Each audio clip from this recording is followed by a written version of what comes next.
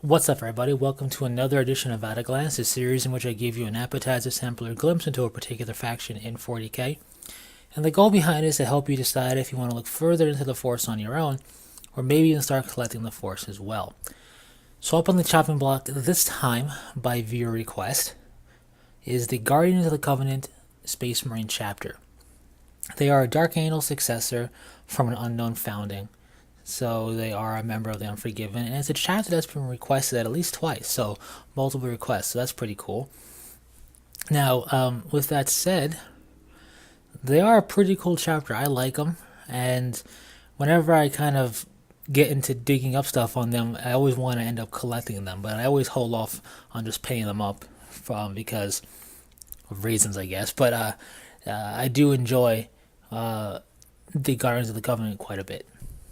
So we don't have too much written on them, but I'll skip across the surface of what we got, as well as some safe inferences you can make based on their lineage and whatnot, and then we'll go from there. So, first things first, we got exposed to the Guardians of the Covenant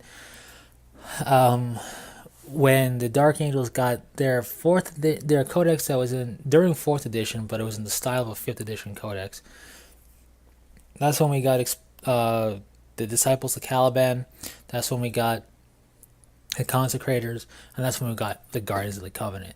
So they doubled the number of successors in that codex, because originally we just had Angels of Vengeance, Angels of Redemption, and Angels of Absolution, as well as the Dark Angels. And all the successors, except for the Guardians of the Covenant, have their armor color being some derivation of green, black, or bone. The Guardians of the Covenant are different. They stand out uniquely in terms of color scheme of the Unforgiven. They have silver as their primary color, with black shoulder pad inset and a black chest emblem. And they use black weaponry. They use green helmet lenses, although I've seen it done in red. And they use red robes. For bikes and vehicles, they use the color red as an accent color there as well. We see it really only done on bikes, but you could imagine it done on vehicles and dreadnoughts as well. And if you wanted to, you could maybe have, red striping or whatever you want to do on your dreadnought or on your vehicle. Up to you. On top of that, they have text, written on their armor, on their vehicles, on their bikes, and so on from tomes they hold sacred. So it gives them a very interesting look. Something that might appeal to a variety of players for sure. And that's one thing that's pretty cool about them, is that the look is very different. So there are people that aren't really a fan of the whole black, green, tan look, or bone look, that a lot of all the rest of the Unforgiven have in some way, shape, or form. They may dig the concept of the Unforgiven. They may like the idea of the Codex and all that, but the color scheme may not really thrill them, and they may want to collect an official chapter.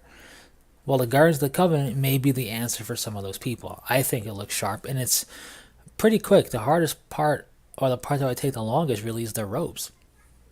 Even that would go pretty quick. So, pretty good looking chapter, that's for sure. So, with that said, we know they're an Unforgiven chapter, so we know they hunt the Fallen. We know they have contact with other Unforgiven and the Dark Angels themselves. And we don't know their founding. What we do know is they have a homeworld in the Halo Stars area of space, and that's where they're the most active.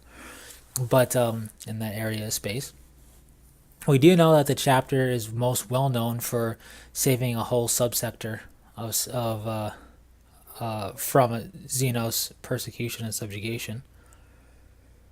So that's all well and good. And because we know they're Unforgiven, we can make some reasonable, you could say, leaps of faith in a way. So what I mean by that is their organization. One thing that is shared thus far in the fluff, until it's specifically stated otherwise, is that the way the Dark Angels are laid out is the way their successors are laid out. Being they have a very close-knit connection with all of them, there's no reason to think otherwise, truly. I mean, you can if you want to, but there's really nothing specifically laid out in the fluff that states otherwise. So they're going to have interrogator chaplains. They're going to have an inner circle. Their first company is going to be like Deathwing, and their second company is going to be like Ravenwing. So the Guardians of the Covenant are going to have those capabilities in their chapter. In terms of combat doctrine, we don't have anything specifically known about them either. But we know they're Unforgiven, and the Unforgiven are really tactically flexible.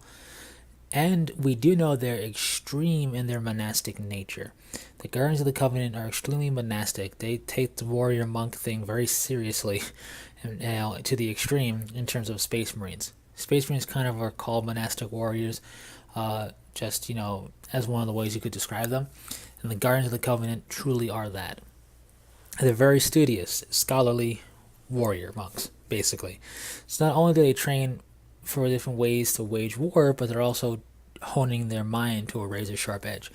So with that, I would have to imagine that they're going to be well versed in a variety of ways of warfare, which really helps make them that open-ended chapter that we kind of expected them to be. So that's pretty cool too. With that said, we can also make the assumption, if you want to call it that they're going to have capabilities similar to the Dark Angels, with devastating teleport attacks from their first company, really good outrunning and interdiction capability with their second company, a small but powerful contingent of librarians, interrogator chaplains to be utterly ruthless, and so on. We can expect that from the Guardians of the Covenant being an Unforgiven force. So those are some things that we can really kind of just expect to be truth amongst the Unforgiven in general, of which the Guardians of the Covenant are a part of. We don't know why they write their sacred text on their armor and on their vehicles. It's kind of a mystery. We also don't really know the purpose behind their founding necessarily, because we don't know when they were founded. The second founding force is, the purpose is they had to break down the Legion into chapters. Great. From there, we don't necessarily need a purpose for other forces, but we do know that the Dark Angel's gene seed is rarely used despite it being very pure, because of how close-knit the Dark Angels are with their successors. The Adepts of Terra, or the High Lords of Terra, I should say, don't like that. So they don't really utilize the Dark Angel's gene seed unless absolutely necessary or there's some leverage going on. So, it makes me wonder what sparked the creation of the Guardians of the Covenant. I don't know. But they're a pretty cool chapter. So that's really all I can say on them thus far. I would like more done for them. I think they're pretty cool. And really, what you're looking at is a different color scheme for the Unforgiven, with a very monastic warrior mentality to both hone their minds and to hone their bodies to wage war.